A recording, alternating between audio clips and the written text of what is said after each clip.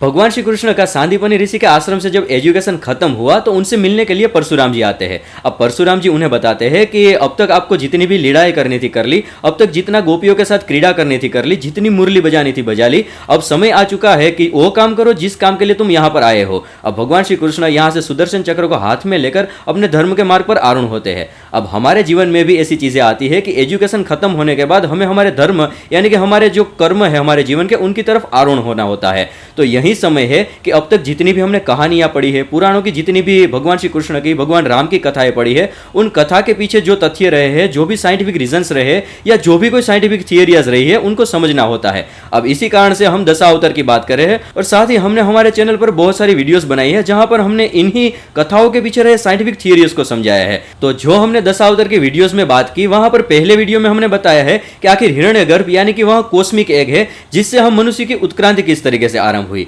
और जो दूसरी वीडियो बनाई जहां पर हमने मत्स्य अवतार के बारे में समझा कि एक बार हिरण्यगर्भ तो आ गया, वहां से उत्क्रांति आरंभ भी हो गई, लेकिन जीव कहां से आया और भगवान ने किस तरीके से मत्स्य बन हमारी हेल्प की उस बारे में समझाया है। अब यह जो वीडियो है आज की वीडियो, वहां पर हम समझने वाले हैं कि आखिर समुद्र मंथन क्या होता है और साथ ही भगवान ने कूर्म अवतार क्यों लिया और हकीकत में समुद्र मंथन के दौरान समुद्र मंथन हुआ था या तो समुद्र के अंदर कोई ऐसा मंथन हुआ था जिस कारण हमें यह उत्क्रांति की जो भगवान की तरफ से वरदान मिला है वह प्राप्त हुआ है। तो इस वीडियो में हम समुद्र मंथन के बारे में और भगवान के कूर्म अवतार के बारे में चर्चा करने वाले हैं। तो बिना किसी विलंब के वीडियो की तरफ बढ़ते हैं। मैं हूं पारस और स्वागत है आपका शैडो सत्वा पर।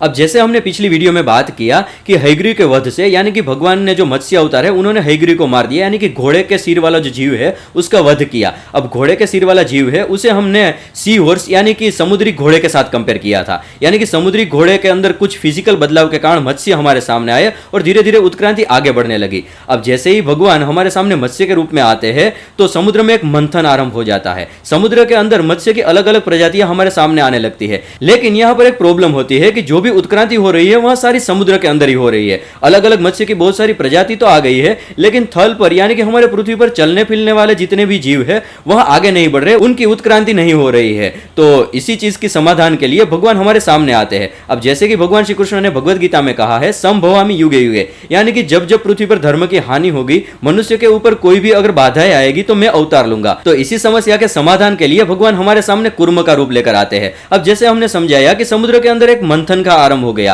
अब मंथन का अर्थ होता है कि समुद्र के अंदर कोई ऐसी चीज बन रही है जिस कारण अलग अलग जीव हमारे सामने आते हैं। जैसे कैसे दूध को मलने पर हमें माखन प्राप्त होता है, वैसे समुद्र के मंथन से अलग अलग चीजें मिलती है। पुराणों के अंदर समुद्र मंथन की स्टोरी कुछ इस तरीके से स्टार्ट होती है, जहां पर समुद्र को मथने के लिए उन्होंने एक पहाड़ का उपयोग किया और वहां पहाड़ था मंदराचल पर्वत। अब उनको घुमाने के लिए एक रस्सी भी चाहिए होगी, तो रस्सी के लिए वासुकी नाग का उपयोग करते हैं। अब वासुकी नाग ने अपने शरीर को पर्वत के आसपास लपेट लिया। अब एक तरफ उनकी पूंछ आ गई और एक तरफ उनका शीर्ष आ गया। अब भगवान विष्णु ने देवों को सलाह दी कि वह पूंछ की तरफ चले जाए और दानवों को बताया कि वह शीर्ष का भाग पकड़ ले। अब शीर्ष का भाग पकड़ने से दानवों की शक्ति क्षीण हो गई, क्योंकि जैसे ही पर्वत को मथा जाता होता है तब वासुकी जी की सांसें बाहर निकलती है और उनकी विषैली सांसें दानवों को असर करती है और उनका बॉडी क्षीण होता जाता है। लेकिन यहां पर हमें एक चीज समझनी होती है कि आखिर देव और दानव है कौन। तो यहां पर देव और दानवों को हम पॉजिटिव और नेगेटिव जो चेंजेस हो रहे हैं उत्क्रांति के समय में उन्हें समझ सकते हैं। अब जैसे ही उत्क्रांति होती है या तो कोई भी जनरेशन आगे बढ़ती है तो उनके बीच में दो चेंजेस होते हैं। कोई चेंजेस होते हैं जो कि पॉजिटिव होते हैं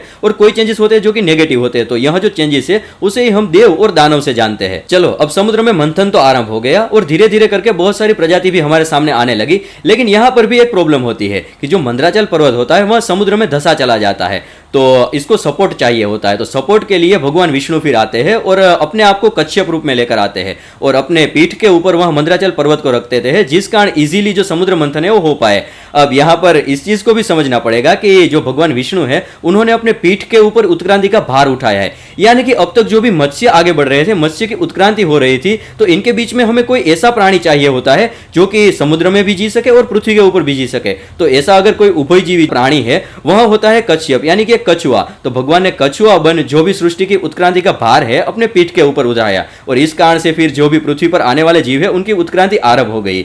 अब यहाँ पर समुद्र मंथन के दौरान बहुत सारी चीजें बाहर आई और कई पुराणों का मानना है कि 9 चीजें बाहर आती है और कई पुराणों का मानना है कि 14 रत्न बाहर आते हैं। अब यहाँ 14 रत्नों में से सबसे पहला जो रत्न होता है वह होता है कालकूट विष। अब यहाँ पर बहुत सारी चीजें बाहर निकले, तो सबसे पहले कालकुट विष क्यों आया, तो अगर हम इसे समझने का प्रयास करें तो कालकुट विष है यानी कि एक जहरीला विष है, यानी कि एक नेगेटिव कोई एनर्जी है जो कि उत्क्रांति में हेल्प नहीं कर रही है और उसके विपरीत काम कर रही है। तो भगवान शिव यहाँ पर यानी कि ब्रह्मा हमारी हेल्प के लिए आते हैं और साक्षात ब्रह्मा ने इस जो कालकुट विष है उनको अपने गले में धारण कर लिया है और जो कुछ बूंदे उनके मुंह से गिर गई उनको नागों ने धारण किया। तो अगर हम अपनी उत्क्रांति को समझे तो सबसे पहले सरीसृप जानवर जो कि होते हैं हमारी पृथ्वी पर आते हैं। जैसे ही समुद्र से जीव बाहर आता है तो सरीसृप यानी कि जो अपने शरीर से खिंचते हुए चलते हैं वहां बाहर आते हैं और उनमें से ज्यादातर जो भी प्रजातियां थी वह नाग थी और ज्यादातर नाग थे वह जहरीले थे। तो जो भी जहरीले जीव है उनका सबसे पहले आरंभ होता है। अब धीरे धीरे करके 14 रत्नों में से कामधेनु बाहर आती है। अब कामधेनु का अर्थ होता है कि जो मनोवांछित फल पूरा हो, यानी कि हमारी जो भी कोई मानसिक इच्छाएं है वो पूरी होने के लिए जो भी साधन चाहिए होते वो समुद्र से निकलते हैं। फिर उच्च श्रेय व घोड़ा जो कि इंद्रदेव को दिया जाता है, यानी कि घोड़ा आ गया। ऐरावत हाथी यानी कि जो हाथी इंद्रदेव के पास है वहां हाथी आ गया। साथ ही साथ कौस्तुभ मणि निकलती है। अब कौस्तुभ मणि उसे हम एवेंजर्स में जो माइंड स्टोन है उसके साथ कंपेयर कर सकते हैं। अब कौस्तुभ मणि एक ऐसी मणि है जो कि माइंड को कंट्रोल कर लेती है, यानी कि जब भी कभी हम मनुष्य कोई भी काम करने जाते हैं तो लालच हमें पकड़ लेती है, तो कौस्तुभ मणि बस ऐसा ही काम करती है कि हमारे माइंड के ऊपर कंट्रोल कर लेती है। तो कौस्तुभ मणि उन्हीं को असर नहीं करती है जिनके पास इतना माइंड पावर हो कि वह कौस्तुभ मणि के माइंड पावर को ही कंट्रोल कर पाए। तो अगर हम अपनी पृथ्वी पर या तो हमारे ब्रह्मांड में देखें तो एक ही है जो कि मोहन है, जो सबको मोहित करने वाले होते हैं, और वहां होते हैं हमारे विष्णु जी। तो विष्णु जी के गले में अगर आप देखोगे तो जो मणि दिख रही है वह है यह कौस्तुभ मणि। अब इसके साथ साथ ही बहुत सारे रत्न निकले, यानी कि हमारी सुख सुविधा के लिए जितनी भी चीजें होती है वह समुद्र से निकली है। इसके साथ साथ कल्पवृक्ष बाहर आए, यानी कि हम जो भी कल्पना करते हैं, जिसे हम पाने की इच्छा करते हैं, उस पाने की इच्छा पूर्ति करने के लिए भी हमारे सामने साधन आए। फिर उसके अंदर से चंद्रमा आए, अप्सराएं आए, यानी कि हमारे सामने जो भी लालच होती है, वासनाएं होती है, उनको जगाने वाली बहुत सारी चीजें आई। और फिर साथ ही लक्ष्मी जी आए। अब जैसे ही लक्ष्मी जी समुद्र से बाहर आते हैं तो लक्ष्मी जी का रूप अपार होता है। अब उनके रूप को देखकर देव और दानव दोनों मोहित हो जाते हैं और उन्हें प्राप्त करने की इच्छा जताने लगते हैं। लेकिन समुद्र जी आकर बताते हैं कि यह मेरी पुत्री है, तो लक्ष्मी जी को वही धारण करेगा जो कि ज्ञानमय होगा। और अगर हम अपनी दुनिया में देखें तो जो भी ज्ञान हमें मिलता है वह विष्णु जी से प्राप्त होता है। अब जब भी कभी अगर हम दुनिया में देखें कि ज्ञान कहां से आए या वेद कहां से आए, तो उसके पीछे विष्णु जी का ही हाथ होगा। अगर भगवत गीता की बात की जाए तो भगवान विष्णु ने ही साक्षात कृष्ण के रूप में आकर हमें भगवत गीता का ज्ञान यानी कि वेदों का सार दिया था। तो भगवान विष्णु ज्ञान है और लक्ष्मी जी है वहाँ ऐश्वर्य है। तो ऐश्वर्य यानी कि जो भी हमारी लक्ष्मी होती है, जिसे हम पैसे कहते हैं, या तो पहले के समय में वह सोने या तो चांदी के सिक्के से तोले जाते थे, तो यह ऐश्वर्य वही संभाल सकता है जिसके पास ज्ञान होता है, और ज्ञान के चरणों में हमेशा लक्ष्मी जी वास करते हैं। तो फिर लक्ष्मी जी है उनको ज्ञान के साथ वर दिया जाता है, यानी कि विष्णु जी का लक्ष्मी जी के साथ विवाह कर दिया जाता है। और यह सारी चीज होने के बाद 14वां रत्न